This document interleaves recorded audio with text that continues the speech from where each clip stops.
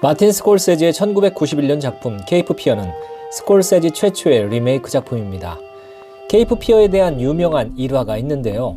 원래 이 영화는 스티븐 스필버그가 감독할 예정이었다고 합니다. 그러나 당시 어떤 영화를 준비하고 있던 스콜세지를 설득하여 작품을 맞바꿨다고 합니다. 스콜세지가 준비하던 그 어떤 영화는 바로 쉰들러 리스트였습니다.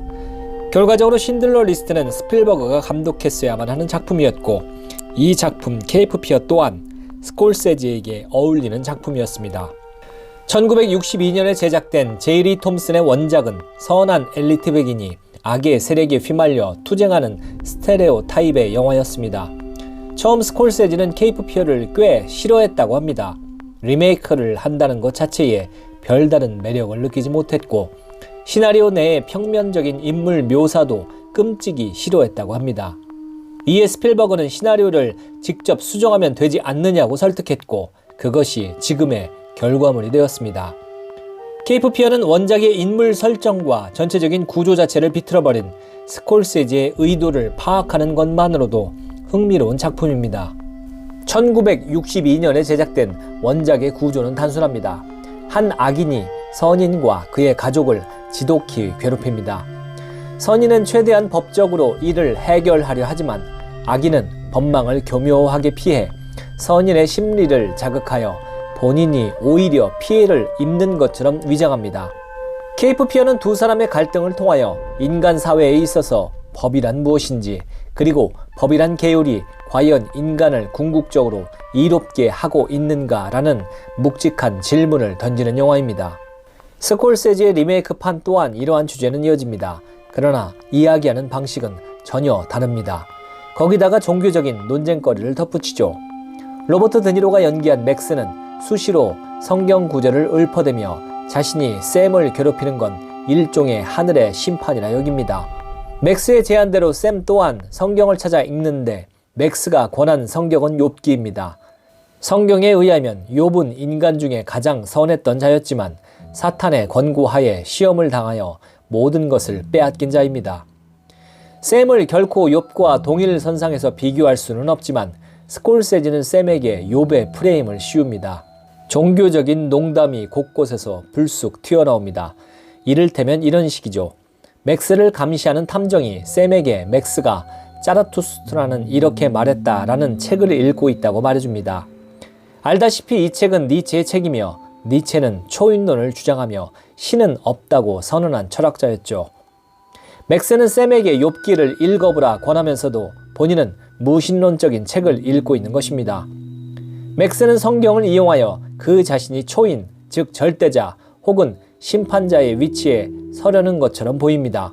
이어서 맥스에 대한 해결사를 고용하자고 권하는 탐정에게 샘은 자신이 변호사라는 것을 강조하고 2000년 전이라면 돌에 맞아 죽었을 것이라며 농담을 던집니다. 요한복음을 보면 예수가 무리 앞에 끌려 나온 가늠한 여자를 보호하며 죄 없는 자는 돌로 치라고 외쳤었죠. 스콜세지는 선인과 악인에 대한 구분이 명확했던 원작 캐릭터를 전면적으로 수정합니다. 닉 놀테가 연기한 샘은 선인이 아닙니다. 변호사인 샘은 승소를 위해서 편법과 위법을 서슴지 않습니다. 거기에 동료 여사무원과 내연관계를 즐기고 있지요. 맥스 케이디를 감옥에 보낸 설정도 원작과는 달리 그의 의도적인 행위에서 비롯된 것입니다. 그는 원래 맥스의 변호사였던 것으로 설정됩니다. 그리고 맥스에게 유리할 수 있는 서류 제출을 의도적으로 하지 않습니다. 본인은 양심적 행동이었다고 둘러대지만 사실상 무책임한 행위죠. 고용된 변호사였으면서 고용인에게 유리한 증거를 숨기는 행위는 직업 윤리를 저버린 행위임에 틀림없습니다. 맥스는 원작의 캐릭터에 비해 더욱 악랄해졌습니다. 그는 복수를 위한 일념으로 자신 스스로를 무기로 만듭니다. 거기에 법전을 공부하고 성경도 열독하여 논리적으로도 무장하지요. 맥스는 법적 기준을 교묘히 활용하여 샘을 괴롭힙니다. 그는 수시로 샘을 찾아가 위협하고 파멸을 강조하며 협박성 발언을 하지만 딱히 법적으로 문제될 것이 없습니다. 샘의 집에 찾아가 담장에 걸터앉아 겁을 주기도 하지만 담을 넘은 것도 아니기에 가택 침입이 성립되질 않습니다. 샘의 내연녀를 의도적으로 유혹하여 폭행하기도 하지요. 이 역시 샘이 별다른 조치를 하지 못할 것이라는 계산된 행동입니다. 샘의 정부 로리는 계단에서 떨어졌노라 거짓 진술까지 합니다. 맥스를 고소하지도 않지요. 만약 고소해서 법정에 서게 될 시 받게 되는 갖은 부담들을 감당하고 싶지 않은 것입니다. 샘이 설득까지 하지만 로리는 거절합니다. 맥스의 의도에 철저히 당하는 것이죠. 샘은 형사가 자신에게 별 도움이 못 되자 사립탐정을 고용하고 그에게 소리칩니다. 경찰의 보호도 못 받고 법도 날 지켜주지 못한다. 그러나 생각해보면 그 또한 맥스의 변호사로서 제대로 보호해주지 않았습니다. 그는 이미 원죄가 있는 것이죠. 이것은 현대사회를 살아가는 문명인에 대한 일종의 은유입니다. 대다수의 사람들이 철저히 계산적이며 자신의 불이익만을 기억하며 살아가지요. 제시카 랭이 연기한 샘의 아내 레이는 욕망의 경계선을 넘나듭니다. 그녀는 샘과의 정사에 만족하지 못합니다. 스콜세지는 샘과 아내의 정사씬을 분위기 있게 묘사하기보다 엑스레이 화면처럼 뒤틀어 버립니다. 그녀는 만족하지 못하는 분위기이고 홀로 일어나 입술에 립스틱을 바르는데 충족되지 못하는 욕망에 대한 예시처럼 보입니다. 레이는 남편을 두려워하지도 존중하지도 않는 자기만의 고집이 뚜렷한 여인입니다. 원작과 전혀 다른 지점이죠. 샘과 레이는 수시로 언쟁을 펼치며 폭력도 불사합니다. 원작에서 정의로운 남편, 순종적인 아내와 지혜로운 딸이라는 이미지로 미국의 대표적인 백인 가정을 그리고자 했다면 스콜세지는 정면으로 반박합니다. 이것이 현실적인 가정이며 인간사라고 말이죠.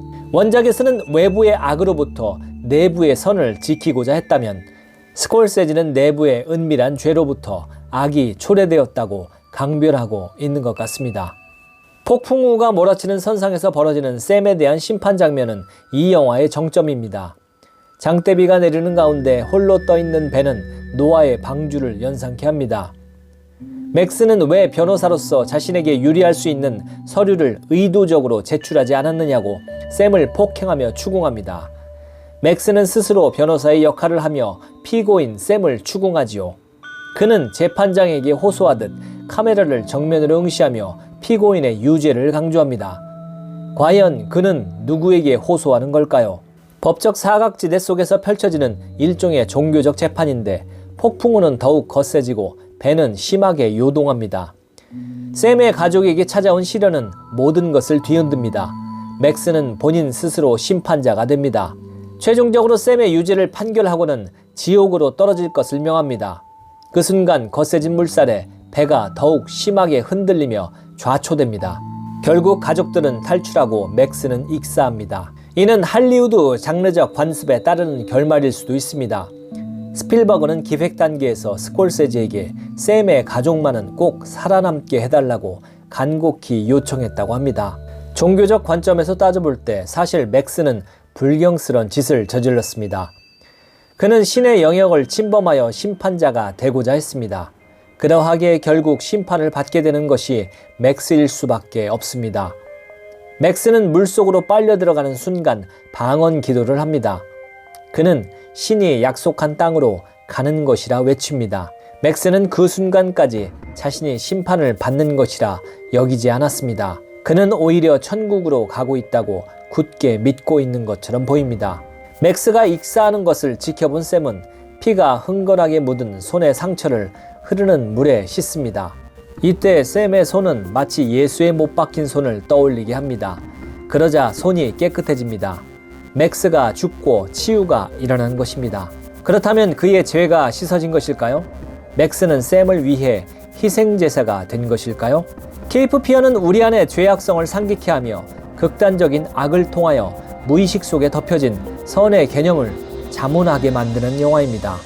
맥스의 입장으로 다시 돌아와 욥의 시험을 간청했고 그 시험의 순간에 직접 참여했던 악마는 결국 그 뜻을 이루지 못합니다. 그렇다면 욥은, 그러니까 샘은 신의 시험을 통과한 것일까요? 샘의 가족은 모든 순환의 과정에서 결국 살아남았습니다. 그들은 회복된 것일까요? 하지만 잊지 말아야 합니다. 악마를 피해 케이프 피어에 버려진 샘의 가족에게 더 이상 돌아갈 수단은 없습니다. 배는 난파되었습니다. 그리고 신의 응답은 없습니다.